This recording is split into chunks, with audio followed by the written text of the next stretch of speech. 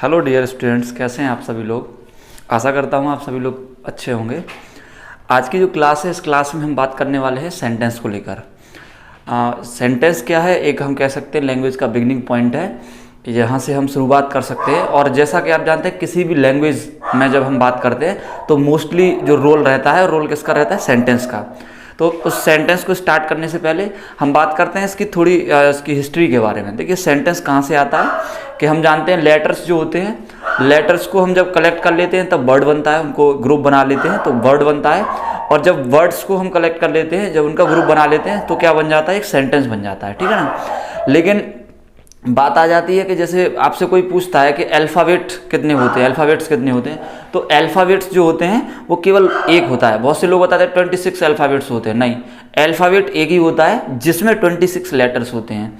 और लेटर्स कितने टाइप के होते हैं, 2 टाइप्स के, small letter and capital letters. और कोई पूछता है आपको जो लेटर्स हैं उनके पार्ट्स कितने होते हैं, तो पार्ट्स कितने होते हैं, 2 पार्ट्स होते हैं, वोवेल एंड कॉन्सोनेंट। ठीक है, तो ये लेटर्स के बारे में हो गया। इसके बाद में जब हम वर्ड पर आते हैं तो वर्ड की डेफिनेशन भी ऐसी हो जाती है कि ग्रुप ऑफ लेटर्स कर लेते तो वो क्या हो जाता है, वर्ड हो जाता है। ठीक है, अब जो हमारी क्लास हम स्टार्ट कर रहे हैं, जो आज का इंपॉर्टेंट पॉइंट है, जिसके बारे में बात है सेंटेंस। सेंटेंस क्या होता है, सेंटेंस के टाइप्स क्या है, उसकी डेफिनेशन क्या है। तो देखते रहिए वीडियो को एंड तक और हम इसको यहाँ पर पूरी तरीके से क्लासीफाइड करते हैं। देखिए फर्स्ट वाला पॉइंट ले लेते हैं हम कि सेंटेंस क्या होता है। आपकी डेफिनेशन में आ जाएगा। तो सेंटेंस को सबसे पहले हिंदी में क्या कहते हैं, वाक्य कहते हैं। ठीक है ना, सबको पता होगा। अब इसकी डेफिनेशन, तो यहाँ पर 2 डेफिनेशंस हैं। Group of words must have a complete sense. ठीक है, मतलब शब्दों का एक तो समूह, और यही डेफिनेशन सफिशिएंट नहीं है, इसके बाद में क्या होना चाहिए, कंप्लीट सेंस होना चाहिए। जैसे देखो यहाँ पर 2 एग्जाम्पल लिखे हुए हैं। एक लिखा हुआ है रोहन हॉकीज प्ले, और एक लिखा हुआ है रोहन प्लेज हॉकी। अब इसमें से हम आइडेंटिफाई करेंगे कि कौन से का ये, इन दोनों कौन सा सेंटेंस इन दोनों को सेटिस्फाई कर रहा है, दोनों के लिए सुटेबल है। तो देखो रोहन हॉकी प्ले, रोहन एक सब्जेक्ट है, सब्जेक्ट के बाद में वर्ब आना चाहिए, लेकिन यहाँ पर ये वर्ब नहीं है, ये क्या है, एक ऑब्जेक्ट है। तो हम कह सकते हैं ये सेंटेंस नहीं है, या इसका मीनिंग भी सही से नहीं बनेगा। लेकिन यहाँ देख सकते हैं रोहन प्लेज हॉकी, तो यहाँ देखते हैं रोहन हॉकी खेलता है, तो इसका एक मीनिंग बन रहा है, एक सेंस बन रहा है, तो कह सकते हैं ये एक सेंटेंस है। यही पार्ट जो आता है वो रीऑर्डरिंग ऑफ सेंटेंसेस में आता है, कि जब एग्जाम में पूछते हैं कि रीऑर्डरिंग इसको करिए, तो रीऑर्डरिंग वाला टॉपिक आएगा तो वो सब्जेक्ट एंड प्रेडिकेट वाले में जाएगा, पार्ट्स ऑफ सेंटेंस, वो अगली क्लास में हम बताएंगे। ठीक है, अब यहाँ पर जो पॉइंट आ जाता है, तो ये सेंटेंस की डेफिनेशन हो गई, सेंटेंस के एग्जाम्पल हो गए कि एग्जाम्पल किस तरीके से सेटिस्फाई करेंगे। ठीक है, अब यहाँ पर फर्स्ट पॉइंट आया कि सेंटेंस टाइप्स के कितने होते हैं, इनके प्रकार कितने होते हैं। तो ये डिफरेंट टाइप्स के होते हैं, जिसको हमने अलग अलग कैटेगरीज में रखा है, क्लासिफिकेशन अलग अलग किया है। जिसमें से फर्स्ट वाला जो क्लासिफिकेशन है उसको देख लेते हैं। देखो फर्स्ट वाला क्लासिफिकेशन क्या है, classification of sentences number first. ये ध्यान रखना, नंबर फर्स्ट वाला क्लासिफिकेशन है। इसको बेसिकली 5 टाइप्स का रखा है। जो क्लासिफिकेशन ऑफ फर्स्ट में आते हैं सेंटेंस 5 टाइप्स के होते हैं। क्योंकि नंबर फर्स्ट असर्टिव सेंटेंसेस, इसको हिंदी में बोलते हैं स्वीकारात्मक वाक्य। इसको दूसरी लैंग्वेज में हम कभी कभी डिक्लेरेटिव भी बोल लेते हैं। डिक्लेरेटिव का मतलब क्या होता है, घोषणात्मक, कथात्मक वाक्य भी कह लेते हैं इसी को ही। इसको फर्स्ट नंबर पर क्यों रखा है, इसकी एक अलग कहानी है, एक छोटी सी स्टोरी है, या ऐसा कह सकते हैं इसकी थ्योरी है छोटी सी, तो उसको हम आगे समझें। फर्स्ट नंबर पर इसको क्यों रखते हैं। सेकंड नंबर है इंटरोगेटिव सेंटेंसेस। इंटरोगेटिव का मतलब प्रश्नवाचक वाक्य। इसके लिए भी एक अलग डेफिनेशन है कि इंटरोगेटिव सेंटेंसेस क्या होते हैं, और इसको सेकंड नंबर पर क्यों रखा है, ध्यान रखना है, इसकी भी एक अलग स्टोरी है।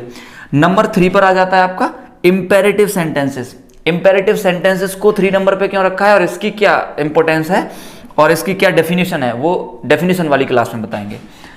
नंबर 4 पर आता है ऑप्टेटिव सेंटेंसेस। इसको बोल देते हैं इच्छावाचक वाक्य। ध्यान रखना, ऑप्टेटिव सेंटेंस जो है ये मॉडर्न इंग्लिश में ऐड किए गए हैं। जो एशियंट इंग्लिश थी उसमें ऑप्टेटिव सेंटेंस नहीं हुआ करते थे। अभी जो मॉडर्न इंग्लिश, जब भी इसका मॉडिफिकेशन हुआ है तब ऑप्टेटिव सेंटेंसेस को रखा गया है। नंबर 5 पर आ जाते हैं एक्सक्लेमेटरी सेंटेंसेस, जिसको हिंदी में बोलते हैं विस्मयादि बोधक वाक्य। ठीक है, अब इसकी भी भाई देखो सबकी स्टोरी अलग अलग होगी कि असर्टिव सेंटेंस किसे कहते हैं, इंट्रोगेटिव किसे कहते हैं, इंपरेटिव, सबकी स्टोरी होगी, सबकी अलग अलग कहानी होती है, तो इनकी भी एक अलग स्टोरी होगी। तो हम डेफिनेशन वाली क्लास में आ जाएंगे, उससे पहले पूरा क्लासिफिकेशन पढ़ लेते हैं। तो इसको आप अच्छी तरह से नोट कर लीजिए, और फिर उसके बाद में हम सेकंड क्लासिफिकेशन नंबर 2 के बारे में बात करते हैं। हाँ, तो आइए देखो सेकंड नंबर पर बात कर लेते हैं, classification number 2। Classification of sentences number 2। तो देखिए इसको बेसिकली 4 टाइप्स का रखा है। क्लासिफिकेशन नंबर 2 कितने टाइप्स का है? 4 टाइप्स का। और अगर हम बात करें नंबर 1 कितना है? 5 टाइप्स का। तो इसमें जो बात हो जाती है नंबर फर्स्ट पे आपका हो जाता है अफर्मेटिव सेंटेंसेस, ठीक है। अफर्मेटिव को हिंदी में बोल देते हैं सकारात्मक वाक्य, ठीक है।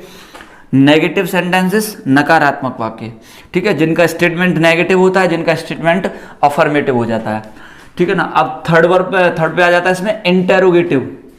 इंटेरोगेटिव सेंटेंसेस आ जाते हैं जिसको बोल देते हैं प्रश्नवाचक वाक्य, ठीक है ना। और नंबर 4 पर आ जाता है आपका नेगेटिव प्लस इंट्रोगेटिव सेंटेंसेस। ध्यान रखना यहाँ पर नेगेटिव प्लस प्रश्नवाचक वाक्य हो जाएगा और यहाँ पर आपका अफर्मेटिव प्लस इंट्रोगेटिव कह सकते हैं, यानी कि इसका स्टेटमेंट एक तो अफर्मेटिव हो जाएगा और एक प्रश्नवाचक। तो नंबर जो 2 है आपका क्लासिफिकेशन ऑफ सेंटेंसेस नंबर 2 है, वो कितने टाइप का है? 4 टाइप्स का।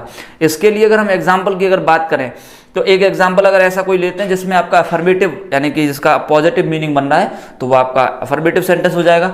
नेगेटिव मीनिंग बन रहा है तो नेगेटिव हो जाएगा।